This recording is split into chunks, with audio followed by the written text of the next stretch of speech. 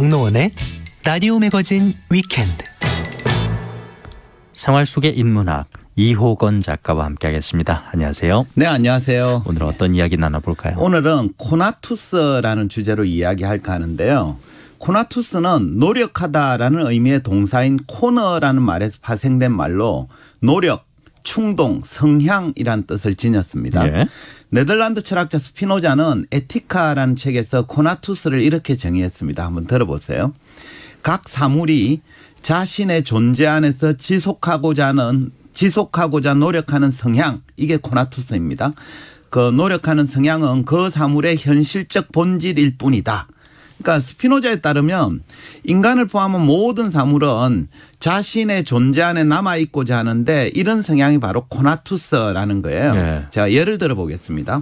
어떤 사람이 길거리에서 배가 고파서 울고 있는 야생 고양이를 발견하자 처근한 마음에 집에 데리고 와서는 케이지에 넣은 다음에 먹을 걸 주었습니다. 예. 먹이를 배불리 먹은 고양이는 이후에도 계속 케이지 안에서 편안하게 생활하려고 할까요?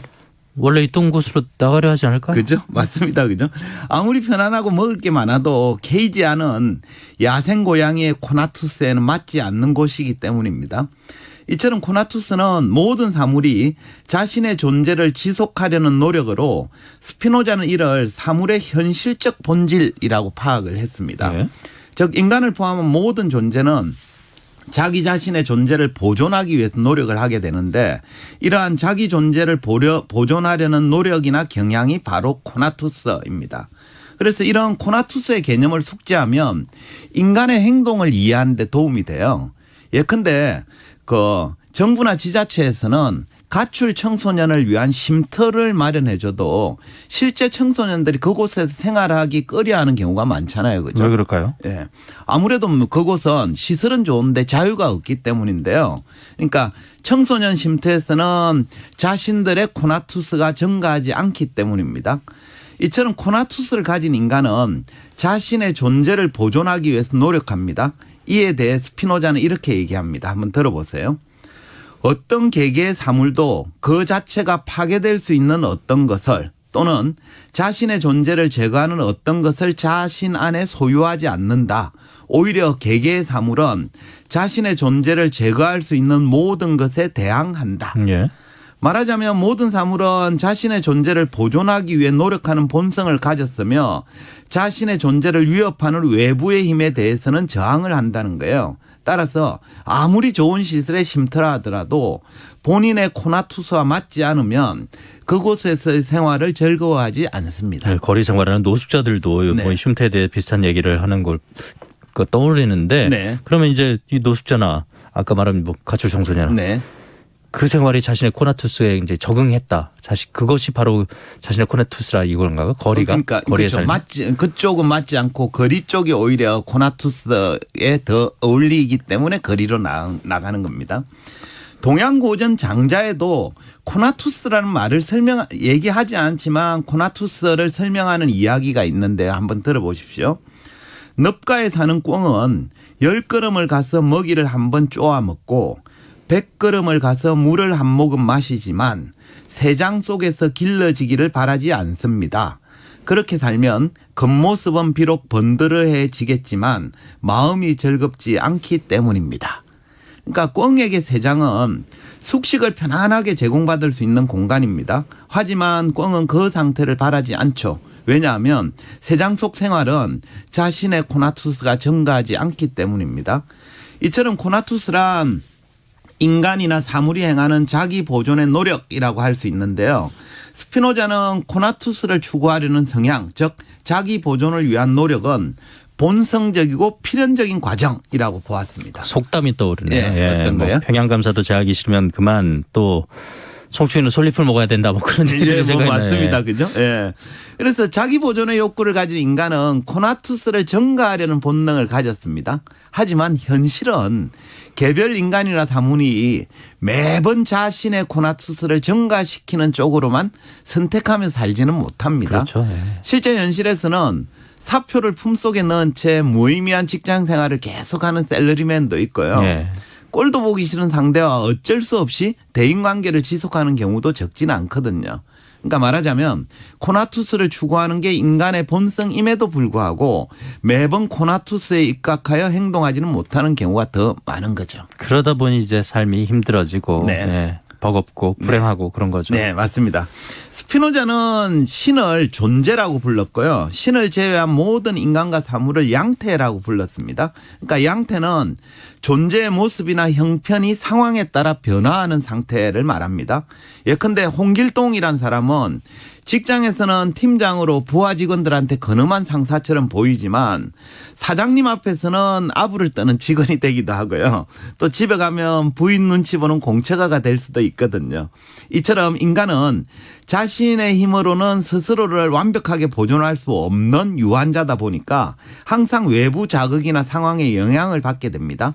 이때 외부 자극에 따라서 코나투스가 증가할 수도 있고 감소할 수도 있습니다.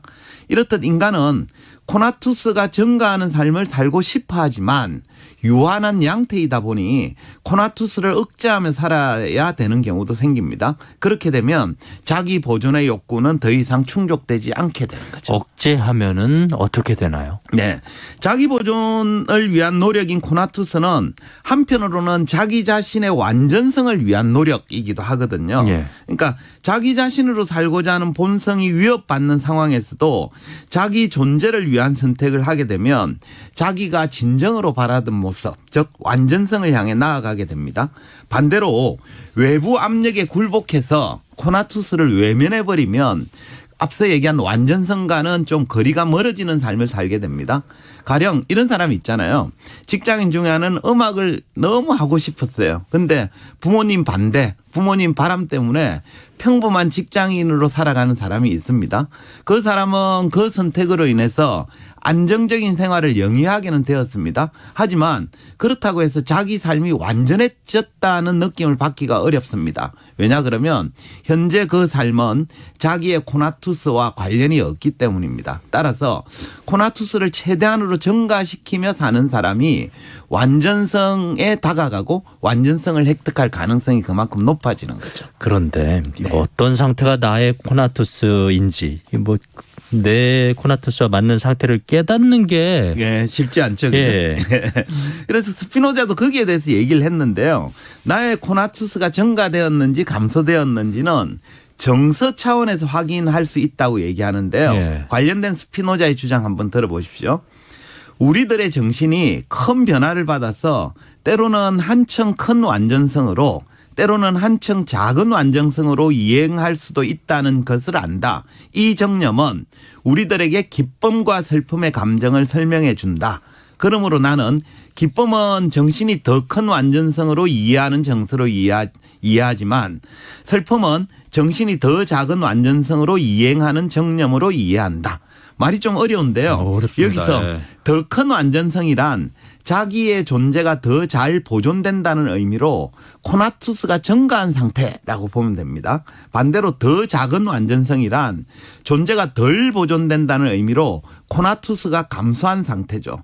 스피노자에 따르면 코나투스가 증가하면 당사자한테는 기쁨의 정서가 발생한다고 해요. 반대로 코나투스가 감소하면 슬픔의 정서가 찾아오게 되는 거죠. 따라서 어떤 행위나 상태가 자신의 코나투스에 부합하는지의 여부는 그로 인해 생긴 정서가 기쁨인지 슬픔인지를 보면 어느 정도 판단할 수 있습니다. 장기적으로 기쁨을 주는지 슬픔을 주는지 보면 이제 알겠지만 네. 일시적으로 기쁨을 주는 상태 이게 코나투스에 부합한다고 볼 수 있을까요? 당연히 아닙니다.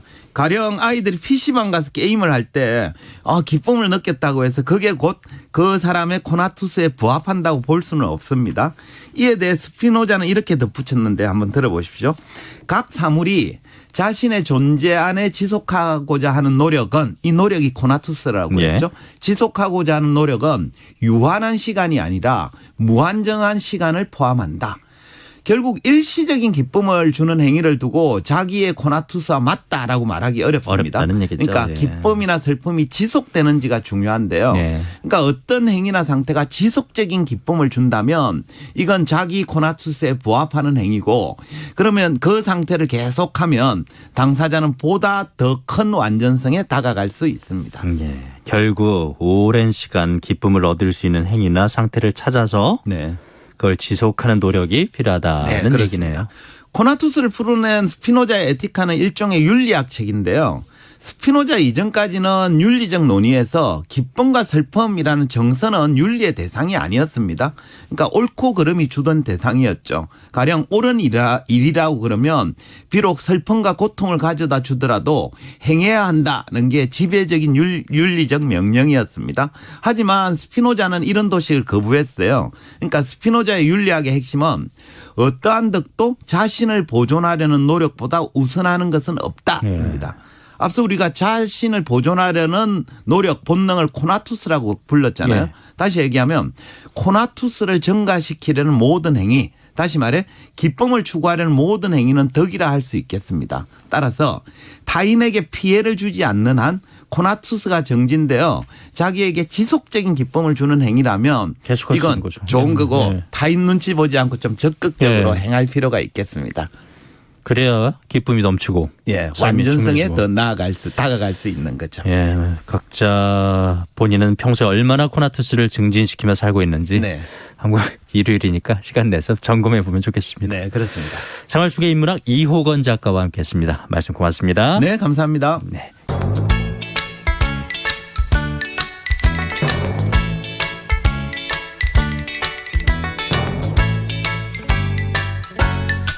박노원의 라디오 매거진 위켄드.